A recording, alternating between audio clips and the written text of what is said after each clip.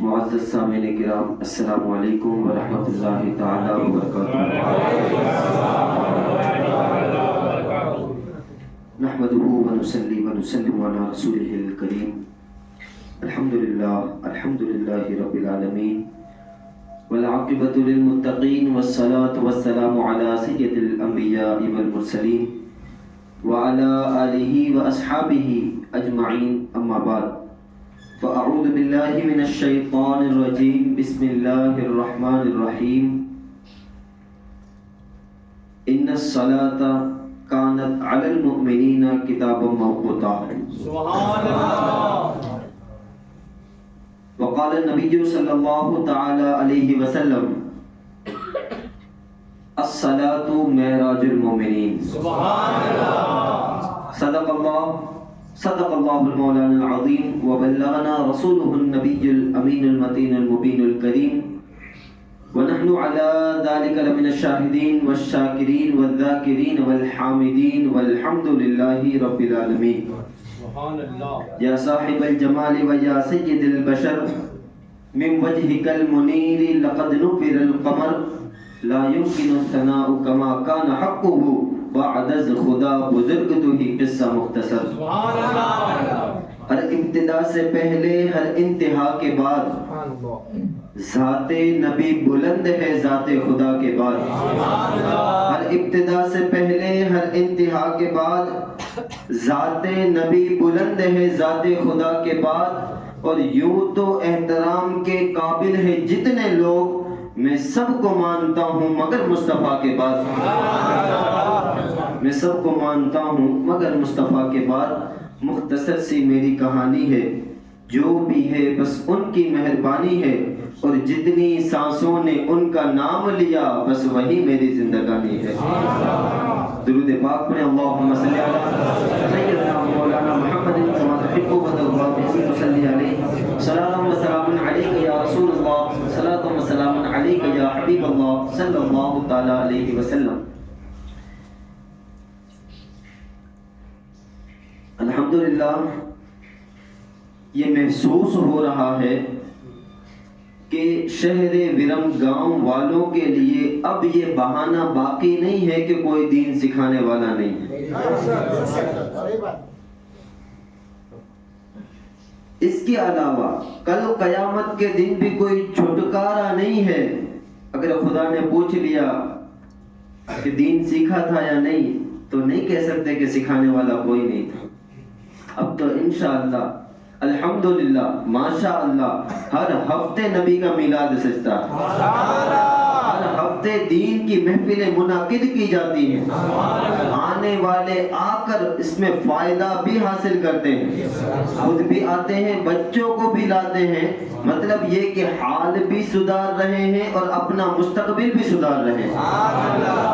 کسی گمنام شاعر نے بہت ہی پیارے چند شعر کہے تھے کہ منزل سے آگے بڑھ کر منزل تلاش کر، منزل سے آگے بڑھ کر منزل تلاش کر، مل جائے تجھ کو دریا تو سمندر تلاش کر، اور ہر شیشہ ٹوٹ جاتا ہے پتھر کی چوٹ سے، ہر شیشہ ٹوٹ جاتا ہے پتھر کی چوٹ سے، پتھر ہی ٹوٹ جائے وہ شیشہ تلاش کر، پتھر ہی ٹوٹ جائے وہ شیشہ تلاش کر، اور سجدوں سے تیرے کیا ہوا صدیاں گزر گئی، سجدوں سے تیرے کیا ہوا صدیاں گزر گئی، سجدوں سے تیرے کیا ہوا صدیاں گزر گئی، دنیا تیری بدل دے وہ سجدہ تلاش کر، دنیا تیری بدل دے وہ سجدہ تلاش کر۔ ایک ہی صف میں کھڑے ہو گئے محمود و ایاز، نہ کوئی بندہ رہا نہ کوئی بندہ نواز، رہ گئی رسم اذاں روح بلالی نہ رہی، فلسفہ رہ گیا تلقین غزالی نہ رہی، مسجد تو بنا لی شب بھر میں ایمان کی حرارت والوں نے، من اپنا پرانا پاپی تھا برسوں سے نمازی بن نہ سکا۔ پھر ہم گاؤں کے لوگوں، ہر سنیچر کو وقت کی پابندی کے ساتھ آنے والوں، ذرا قرآن کھول کر کے دیکھو اللہ نماز کے بارے میں کیا ارشاد فرماتا۔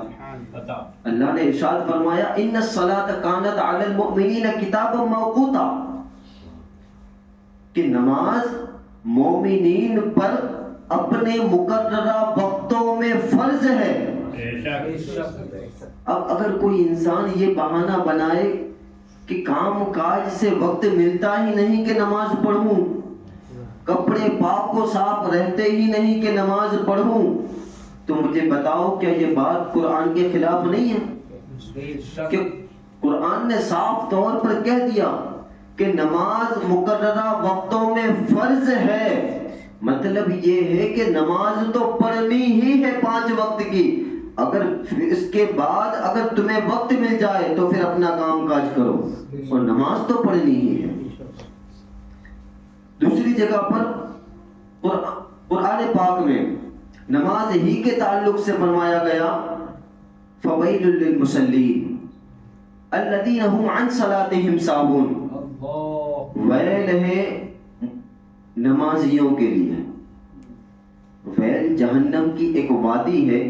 حدیث پاک میں آتا ہے کہ ایک دن میں 70 مرتبہ یعنی 70 مرتبہ خود جہنم بھی اس وادی سے پناہ مانگتا ہے.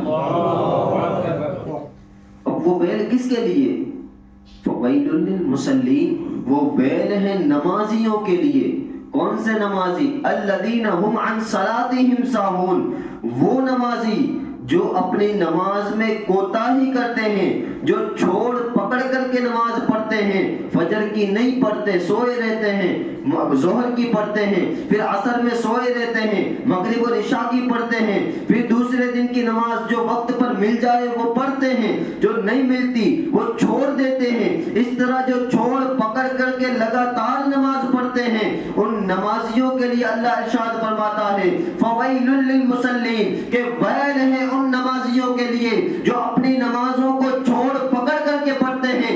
ایک وقت کی پڑھتے ہیں، دوسرے وقت کی چھوڑ دیتے ہیں، 5 وقت کی چھوڑ دیتے ہیں، جمعہ ٹو جمعہ اجمیر جا کر کے نماز پڑھتے ہیں. تو رب نے قرآن میں فرما دیا فویل للمصلین، ویل ہے ان نمازیوں کے لیے جو اپنی نمازوں کو چھوڑ پکڑ کر کے پڑھتے ہیں. اللہ کے رسول صلی اللہ تعالی علیہ وسلم سے صحابہ کرام رضوان اللہ تعالی علیہم اجمعین نے عرض کیا یا رسول اللہ صلی اللہ تعالی علیہ وسلم ذرا ہمیں یہ بتائیں کہ جہنم کا سب سے کم عذاب کیا ہے؟ اللہ کے رسول صلی اللہ تعالی علیہ وسلم نے ارشاد فرمایا کہ اگر جہنم کا سب سے کم عذاب دنیا کے جانوروں کو دکھا دیا جائے، انسانوں کی بات نہیں کرتا، جناتوں کی بات نہیں کرتا، فرشتوں کی بات نہیں کرتا، اللہ کے رسول نے ارشاد فرمایا کہ اگر دنیا کا سب سے کم تر عذاب، سب سے چھوٹا عذاب اگر دنیا کے جانوروں کو دکھا دیا جائے تو قیامت تک جانور چلنا بھول جائیں گے،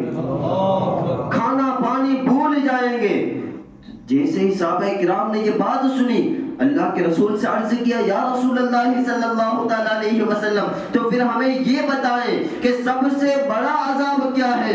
کیونکہ جب چھوٹے عذاب کا یہ عالم ہے کہ جانور کھانا پینا چھوڑ سکتے ہیں تو سب سے بڑے عذاب کا عالم کیا ہوگا؟ یا رسول اللہ ذرا ہمیں یہ بتائیں کہ سب سے بڑا عذاب کون سا ہے؟ اللہ کے رسول نے ارشاد فرمایا کہ سب سے بڑا عذاب ایسا عذاب ہے، ایسا عذاب ہے کہ کوئی بیان کرنے والا اسے بیان ہی نہیں کر سکتا، کوئی لکھنے والا اسے لکھ ہی نہیں سکتا.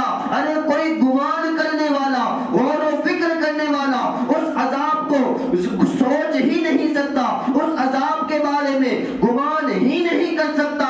صحابہ کرام نے پوچھا یا رسول اللہ صلی اللہ تعالی علیہ وسلم وہ عذاب جو لکھا نہیں جا سکتا، وہ عذاب جو بولا نہیں جا سکتا، وہ عذاب جو گمان میں بھی نہیں آ سکتا، یا رسول اللہ ذرا یہ بتائیں کہ جہنم کا وہ سب سے بڑا عذاب کس کو ہوگا؟ اللہ کے رسول نے فرمایا کہ وہ عذاب بے نمازیوں کو ہوگا، بے نمازیوں کو جو سرے سے نماز ہی نہیں پڑھتے. آج وہ تقریریں کہ جن میں فضائل بیان کیے جائیں ہم ان سے تو اپنے ایمان کو تازہ کرتے ہیں لیکن اصلاحی بیان سے اپنے عمل کو تازہ کیوں نہیں کرتے؟ تو تو میرے بھائی آج ضرورت ہے اس بات کی کہ ہم مسجدوں میں آئیں، خود بھی نماز پڑھیں، اپنے بچوں کو بھی نماز پڑھائیں۔ شریعت کا مسئلہ تو یہ ہے کہ جب بچہ 7 سال کا ہو جائے تو اسے نماز کا حکم دو، اور 10 سال کا ہو جائے تو اسے مار کر کے نماز پڑھاؤ۔ اب کل قیامت کے دن اگر پوچھا جائے گا کہ تمہارے بیٹے نے نماز نہیں پڑھی، تم نے کیا کیا؟ کیا یہ کہو گے کہ صبح 7 بجے اسکول جاتا تھا تو شام کو 6 بجے آتا تھا؟ کیا یہ بہانہ چلے گا رب کی بارگاہ میں؟ میں آپ کو بتاؤں بے نمازی کی نحوست کیسی ہوتی ہے، جاننا چاہتے ہیں آپ؟ اللہ کے رسول صلی اللہ تعالیٰ علیہ وسلم سے منقولات میں جتنی بھی احادیث ہیں ان میں سے ایک حدیث کا مفہوم عرض کر رہا ہوں۔ اللہ کے رسول صلی اللہ تعالیٰ علیہ وسلم نے ارشاد فرمایا، جناب عیسیٰ علیہ السلام کا گزر ایک بستی کے پاس سے ہوا۔ کیا دیکھا کہ اس بستی کے مکانات عالی شان تھے، 2 3 مال کے مکانات تھے، اور دیکھا کہ وہاں کے لوگ بہت زیادہ خوبصورت ہیں۔ وہاں کی ندیوں میں، نالوں میں، نہروں میں پانی کثیر تعداد میں موجود ہے۔ وہاں کے لوگ جب کھانا بناتے ہیں تو ان کے کھانوں کے اندر بہت ہی زیادہ لذت ملتی ہے۔ حضرت عیسیٰ علیہ السلام 3 دن تک اس بستی میں رہے۔ 3 دن تک حضرت عیسیٰ علیہ السلام کا ان لوگوں نے بھرپور زبردست استقبال کیا، بہت بڑی مہمان نوازی کی۔ لیکن حضرت عیسیٰ علیہ السلام کو رب کی بارگاہ سے یہ حکم تھا کہ کسی بھی جگہ پر وہ 3 دن سے زیادہ رک نہیں سکتے۔ تو جب 3 دن ہو گئے تو آپ نے اس بستی کو الوداع کہا اور یہ کہہ کر کے اس بستی کو چھوڑ کر کے چلے گئے۔ اب جب دوبارہ زمین کا گشت لگاتے چکر لگاتے اسی بستی کے پاس پہنچے تو کیا دیکھا کہ یہاں پر جو عالی شان مکانات تھے وہ کھنڈرات میں بدل گئے، اونچی عمارتیں کھنڈرات میں بدل گئی۔ یہاں پر جو نہریں تھی خشک ہو گئی، درخت تھے وہ سوکھ گئے، کھیتیاں تھی برباد ہو گئی، نہ کوئی بندہ تھا، نہ کوئی آدم، نہ آدمی کی ذات، نہ چرند نہ پرند، کوئی نہیں۔ جبکہ پہلی ملاقات اور دوسری ملاقات کے درمیان صرف وقت کتنا تھا معلوم ہے؟ صرف 3 سال کا وقت، یعنی 3 سال کے کم عرصے کے اندر وہ بستی اجڑ کر کے تباہ و برباد ہو گئی۔ حضرت عیسیٰ علیہ السلام نے جب دیکھا تو حیران ہو گئے، ششدر رہ گئے، عرض کیا اے میرے مولا، 3 سال کی مدت کوئی بہت بڑی مدت نہیں ہوتی، 3 سال بہت کم عرصے کا نام ہے، 3 سال بہت کم مدت کا نام ہے۔ یہاں تو اس بستی کے اندر یہاں پھول تھے، بلبل تھی، چڑیوں کی چہکتی پھلی درخت تھے، آج کچھ بھی نہیں، سناٹا ہے، سنسان ہے، سب تباہی ہی تباہی ہے۔ میرے مولا آخر 3 سال کے عرصے کے اندر یہ کیا ہو گیا؟ ادھر سے رب کی بارگاہ سے آواز آئی کہ اے میرے عیسیٰ سن، اس بستی کے لوگ بڑے نیک تھے، عبادت گزار تھے، اللہ سے محبت کرنے والے تھے، ان کا کوئی قصور نہ تھا، البتہ اس بستی کے اندر ایک بے نمازی آیا اور اس ایک بے نمازی نے بستی والوں کی نہر سے پانی پی لیا۔ جب اس ایک بے نمازی نے بستی والوں کی نہر سے پانی پی لیا تو اللہ تبارک و تعالیٰ نے اس ایک بے نمازی کی نحوست سے نہر کے سارے پانی کو خشک کر دیا۔ جب نہر خشک ہوئی تو درخت بھی سوکھ گئے، کھیتیاں بھی سوکھ گئی۔ جب کھیتیاں سوکھ گئی تو لوگ اپنے مکان کو چھوڑ کر کے جانے لگے۔ اس طرح یہ ہری بھری بستی ویران ہو گئی، یہ کھنڈرات میں بدل گئی، تباہ و برباد ہو گئی۔ تو مجھے بتاؤ، اگر کسی بستی کے اندر ایک بے نمازی آ جائے تو اس بستی کا عالم یہ ہے کہ وہ بستی تباہ و برباد ہو جائے۔ تو جس بستی کے اندر پوری کی پوری بستی بے نمازی ہو، تمام کے تمام لوگ بے نمازی ہو، اس بستی کے لوگ اطمینان کی سانس کہاں سے سے لیں گے, وہ راحت کی سانس کہاں سے لیں گے, وہ اپنی زندگیوں میں خوشیاں کیسے حاصل کر سکیں گے. آپ کو پتا ہے اللہ کے رسول صلی اللہ تعالیٰ علیہ وسلم نے ارشاد فرمایا کہ میرا جی چاہتا ہے کسی کو کہوں نماز پڑھا دے, کسی کو کہوں اذان دے دے, اور میں بستی کے اندر نکل جاؤں, ان لوگوں کے گھروں کو آگ لگا دوں جس گھر کے لوگ مسجد میں نماز پڑھنے کے لیے نہیں آتے. ان لوگوں کے گھروں کو آگ لگا دوں جس گھر کے لوگ مسجد میں نماز پڑھنے کے لیے نہیں آتے. اب آپ نے یہ حدیث سنی, سن کر کے نکل جائیں گے, سن کر کے انسنا کر دیں گے کہ اللہ کے رسول نے تو صرف چاہا ہے, آگ تو نہیں لگائی. ہمارے نبی رحمت للعالمین ہے, وہ اپنے امتیوں کے گھروں کو آگ نہیں لگا سکتے. لیکن میرے بھائی, میرے دوست, میرے بزرگوں, میری برم گام کی عوام, یہ کیا سوچ رہے ہو آپ؟ ارے نبی کی شان تو یہ ہے کہ نبی کو کچھ کرنے کی ضرورت نہیں, نبی صرف چاہتے ہیں, خدا ان کی چاہت کو پورا فرما دیتا ہے. کہ آپ نے وہ حدیث پاک نہیں سنی؟ حضرت عائشہ صدیقہ رضی اللہ تعالیٰ عنہا ارشاد فرماتی ہے کہ میں خود دیکھتی ہوں کہ اللہ نبی کی چاہت کو پورا کرنے میں بہت جلدی فرماتا ہے. ارے نبی کی صرف نگاہ اٹھتی ہے اور نبی چاہتے ہیں کہ قبلہ بدل جائے تو اللہ قبلہ بھی بدل دیتا ہے. ان کی رحمت کے اشارے کے جدھر جاتے ہیں سارے حالات خیالات بدل جاتے ہیں. کون کہتا ہے کہ وہ مالک و مختار نہیں؟ ان کی مرضی سے تو قبلے بھی بدل جاتے ہیں. آپ نے سمجھ کر کے کیا رکھا ہے؟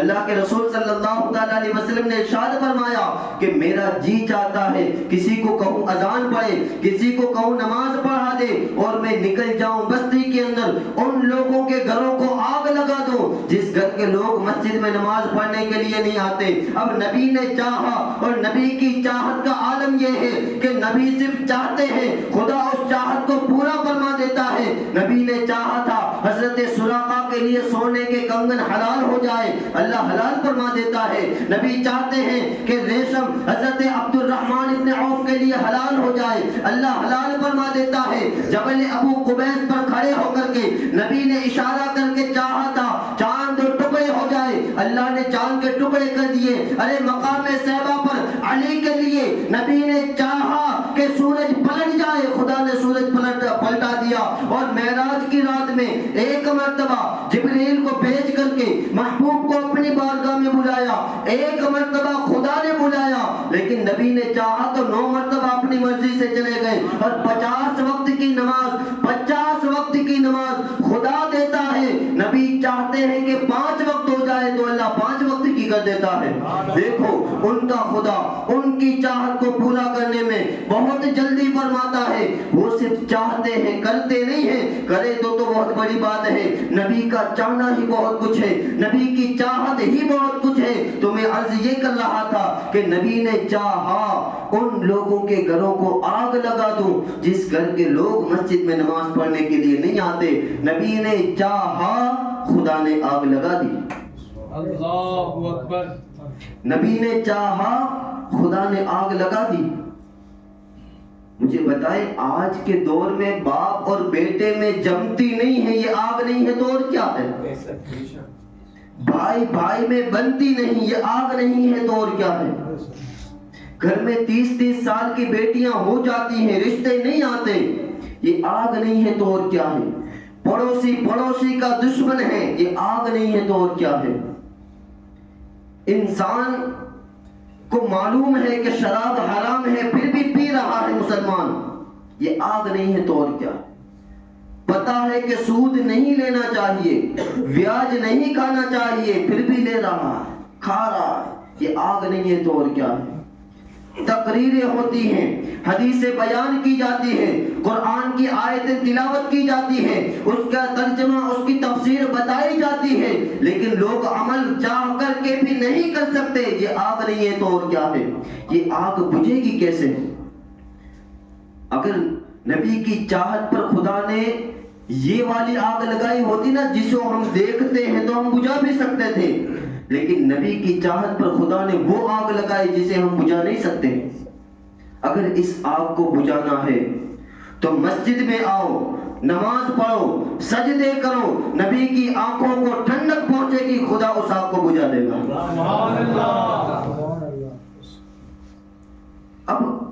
ذرا دل پر ہاتھ رکھ کے مجھے بتائیں، ایک بخیل شخص ہے، بہت ہی بڑا کنجوس، مکھی چوس ہے، اس کے گھر کے دروازے پر ایک فقیر دن میں 5 مرتبہ آتا ہے اور صرف ایک صدا لگاتا ہے کہ دے دے دے دے دے دے۔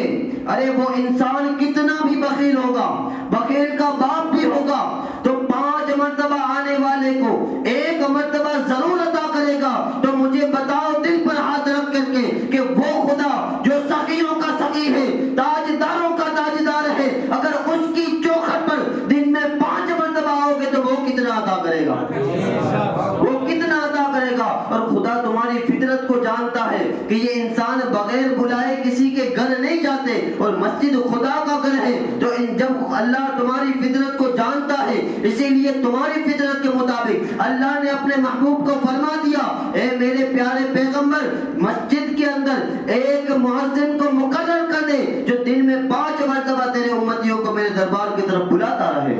سبحان اللہ۔ اور ایک بات بتاؤں، آپ جس کے بھی گھر جاتے ہو نا، اس کے مہمان ہوتے ہو۔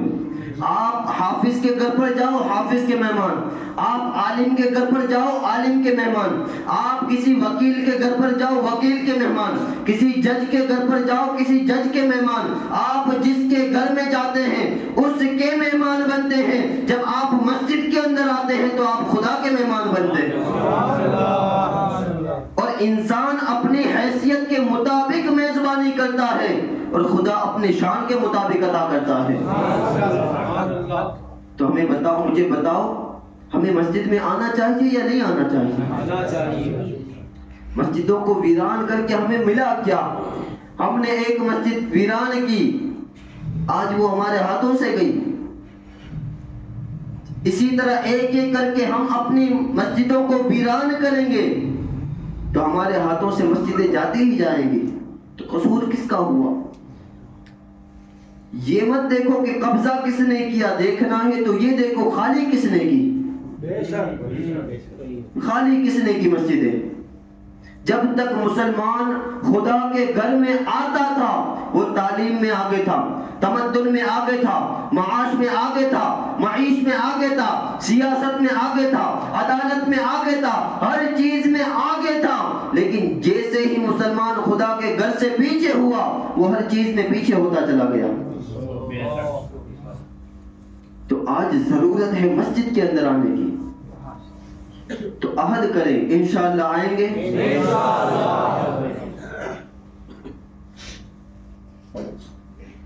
میرے بھائی، میرے بزرگوں، ضرورت ہے مسجد کو آباد کرنے کی۔ اگر ہم مسجدوں کو آباد کریں گے تو ہمیں دیکھ کر ہماری اولاد سیکھے گی، ہمیں دیکھ کر ہمارے بچے سیکھیں گے۔ اور ایک بات یاد رکھو، ہمارے بچوں کو ہمیں ہی سکھانا پڑے گا، کوئی اور نہیں آئے گا۔ اور جب کوئی اور آتا ہے تو معاملہ بگڑ جاتا ہے۔ مثال دوں، حضرت جنید بغدادی، 2 دن پہلے ان کا عرس بھی گیا۔ حضرت جنید بغدادی رضی اللہ تعالی عنہ ایک مرتبہ وہ دریا کے اوپر ایسے چل رہے تھے جیسے مٹی کے اوپر چل رہے ہیں، پانی کے اوپر ایسے چل رہے ہیں جیسے مٹی کے اوپر، زمین کے اوپر چل رہے ہیں۔ تو دیکھنے والے نے دیکھا تو کہا کہ آپ تو ایسے پانی کے اوپر چل رہے ہیں جیسے انسان زمین کے اوپر چلتے ہوتے ہیں، مجھے بتائیں کیا میں بھی چل سکتا ہوں؟ تو کہا ہاں تم بھی چل سکتے ہو۔ کہا آپ چلتے ہیں تو کیا پڑھتے ہیں؟ حضرت جنید نے فرمایا جب میں پانی کے اوپر چلتا ہوں تو میں کہتا ہوں یا اللہ یا اللہ یا اللہ۔ تو کہا کہ ٹھیک ہے میں بھی یہی پڑھتا ہوں۔ تو کہا نہیں، تجھے اگر پانی کے اوپر چلنا ہے تو تو پڑھ یا جنید یا جنید یا جنید۔ تو کہا ٹھیک ہے یا جنید پڑھتا ہوں۔ حضرت کا ہاتھ پکڑ لیا، حضرت جنید کہتے ہیں یا اللہ، پیچھے وہ بندہ کہتا ہے یا جنید، دونوں پانی کے اوپر چل رہے ہیں۔ بیچ دریا میں پہنچے نا تو من شر الوسواس الخناس آ گیا، خناس قسم کا انسان آ گیا اور کہا کہ جس ذات کو جنید پکار رہے ہیں اگر اسی ذات کو تو پکارے گا تو تیرا کیا چلا جائے گا؟ تو بھی اسی ذات کو پکار، کیونکہ جو جنید کا خدا ہے وہی تیرا خدا ہے۔ تو اب دیکھیں یہ وار بہت کڑا تھا، بہت سخت تھا. کیوں؟ اس لیے کہ اگر وہ بندہ کہہ دیتا کہ نہیں جنید کا خدا الگ میرا خدا الگ تو کافر ہو جاتا، کافر ہو جاتا. تو اب شیطان کا وار کیسا عمل، کیسا کام کیا، انکار تو کر ہی نہیں سکتا، سوائے اقرار کے کوئی چارہ نہیں. تو اس نے بھی کہہ دیا ٹھیک ہے میں بھی یا اللہ کہتا ہوں. جیسے ہی کہا یا اللہ فوراً زمین کے فوراً دریا کے اندر اللہ ڈوبتا ہی گیا، ڈوبتا ہی گیا. حضرت جنید نے پکڑ کے اوپر کھینچا کہ کیا کیسے ڈوبا؟ تو کہا کہ مجھے کسی نے مشورہ دیا کہ جو جنید کا خدا ہے وہی تیرا خدا ہے، تو جنید جس کو پکارتا ہے تو بھی اس کو پکار. تو میں نے یا جنید کہنے کی بجائے یا اللہ کہہ دیا، اسی لیے میں ڈوب گیا. اب مجھے یہاں پر بتاؤں، واقعہ ختم نہیں ہوا، لیکن اہم نقطے کی بات جس کے لیے میں نے پورا واقعہ بیان کیا، حاصل واقعہ یہ جو جنید کا خدا تھا وہی اس بندے کا خدا تھا کہ نہیں؟ تو پھر بھی وہ یا اللہ کہنے پر ڈوبا کیوں؟ رب کا نام لینے پر ڈوبا کیوں؟ تو کہا کہ اگر یہ سمجھنا چاہتے ہو کہ وہ ڈوبا کیوں تو یہ مت دیکھو کہ کس کو پکار رہا تھا، یہ دیکھو کس کے سکھانے پر پکار رہا تھا. کس کے سکھانے پر؟ اپنے بچوں کو کہاں سیکھنے کے لیے بھیجتے ہو؟ پڑھتا تو قرآن ہی ہے، سیکھتا کس سے ہے؟ پڑھتا حدیث ہی ہے، سیکھتا کس سے ہے؟ تو جو حسد حضرت جنید کے ساتھ والے انسان کا ہوا تھا، اگر تمہارا بچہ بھی وہاں گیا تو وہی حال ہوگا. تو یہ مت دیکھو پڑھتا کیا ہے، یہ دیکھو پڑھاتا کون ہے. تو سمجھ رہے ہو نا؟ تو ہمیں نماز پڑھنی ہے، لیکن کہاں پر پڑھنی ہے؟ ہر گھر نہیں اللہ کا گھر ہوتا میرے دوست. تم مسجد زرار نہیں دیکھ رہے کیا؟ بے شک ہمیں نماز پڑھنی ہے تو سنیوں کی مسجد میں پڑھنی ہے، اہل سنت والجماعت کی مسجد میں پڑھنی ہے. اور ہمارے بچوں کو پڑھانے کے لیے اگر کہیں بھیجنا ہے تو اہل سنت والجماعت کے عالموں کے پاس بھیجنا ہے، اہل سنت والجماعت کی عالماؤں کے پاس بھیجنا ہے. انشاءاللہ العزیز، انشاءاللہ العزیز جو حال آج تک ہمارا تھا اگر ہم نے اس پر عمل کیا تو اس میں سدھارا آئے گا انشاءاللہ. تو کیا بات ہوئی؟ وہ شخص کہنے لگا کہ میں نے یا جنید کی بجائے یا اللہ کہا تو میں ڈوب گیا. تو آخر ماجرا کیا ہے؟ حضرت جنید فرماتے ہیں کہ تو ابھی تک جنید تک نہیں پہنچا اور خدا تک پہنچنے کی بات کرتا. مطلب پہلے ولیوں کے آستانے پر جاؤ، وہاں سے خدا ملے گا. بغیر ولیوں کے آستانے سے خدا نہیں ملے گا. اگر خدا کو پانا ہے تو کہاں جانا ضروری؟ ولیوں کے آستانے پر جانا ضروری ہے. اور ولیوں کے آستانے پر ولی کا بن کر کے جاؤ. جاتے تو سب ہیں لیکن سب اپنے نہیں ہوتے. رسول پاک کی امت سب ہے کہ نہیں؟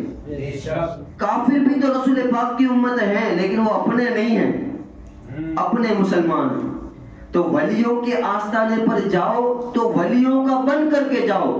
ولیوں کا بنتے کیسے ہیں؟ حضرت جنید فرماتے ہیں کہ جو انسان 5 وقت کی نماز جماعت کے ساتھ پڑھتا ہے یوں سمجھو کہ وہ اللہ کا نیک بندہ مومن کامل ہے.